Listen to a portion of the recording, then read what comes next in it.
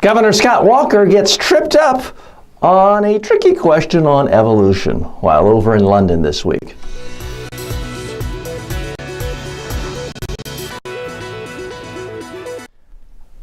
Look, folks, politicians in both parties have certain subjects that are just tricky for them to answer, because if they answer truthfully, they're going to either really offend their base or offend everyone else in the political media establishment. So there are no easy answers.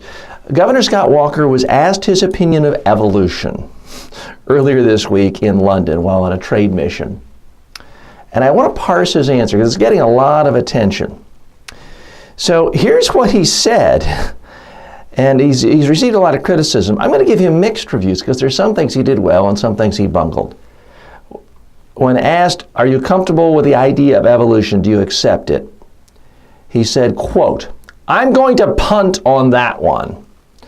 That's a question a politician shouldn't be involved in one way or the other, so I'm going to leave that up to you.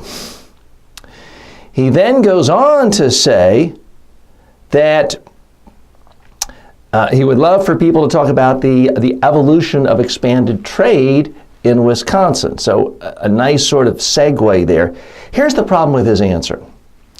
Anytime you say, I'm going to punt on that one, you're basically telling the reporter, you got me, you win, I lose. It's quotable. Punt, it's an analogy, it's action-oriented, it's visual, it's a cliche. So it's a soundbite, meaning it's quotable, and he's going to be quoted on that. That's not what he wants to be quoted on. So that is a first response. I'm going to punt on that is a horrible, horrible response for any politician, anytime. Not being partisan here, and not even talking about the issue of evolution. To then say that's a question a politician shouldn't be involved with is problematic as an answer to any question a reporter asks too, because you can't tell reporters what questions are out of bounds.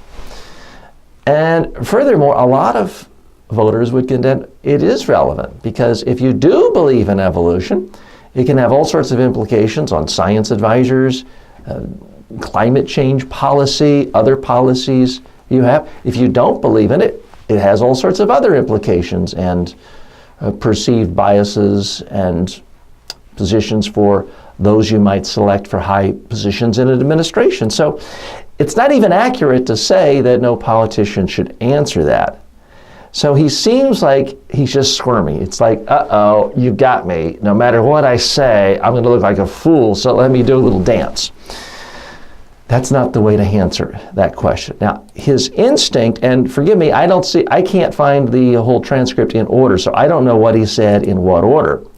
But I actually give him a lot of credit for using the language of the reporter in part of his answer, saying, I'd love for people to focus on the evolution of increased trade in Wisconsin. That's actually a great answer. If he had just said that, all the other quotes wouldn't have gotten attention.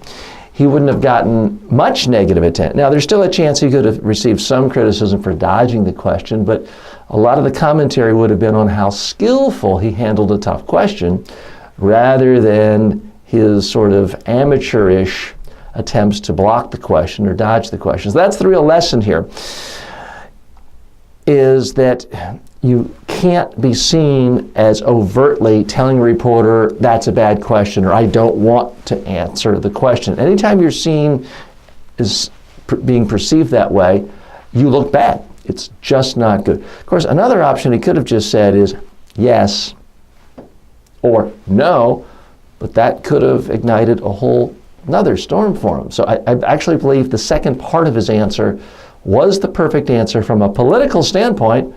He just needed to drop the punting and all the other nonsense. I'm TJ Walker.